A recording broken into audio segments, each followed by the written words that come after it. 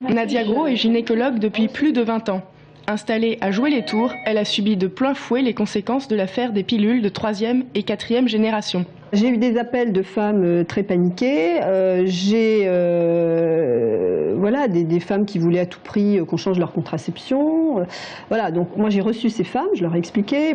Ces pilules augmentent les risques de maladies cardiovasculaires, un risque connu des gynécologues qui doivent adapter les moyens de contraception à chaque patiente. Je me battais ici dans ce cabinet pour justement dire à ces femmes, écoutez, vous fumez, moi ça m'ennuie de vous donner la pilule, je préférais vous mettre un stérilet, ou alors arrêter de fumer. Et je me battais dans le vide. C'est-à-dire que les femmes avaient l'impression que vraiment elles venaient chercher leur pilule comme elles seraient venues chercher des bonbons. Un message entendu par certaines femmes.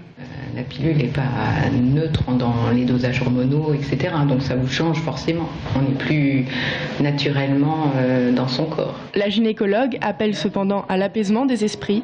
Elle redoute une vague d'avortements dans les semaines à venir. Le danger, c'est la grossesse non désirée. Quand elles sont enceintes, leurs risques cardiaques sont élevés. Si ces elles ont peur, il faut savoir quand elles sont enceintes, c'est élevé.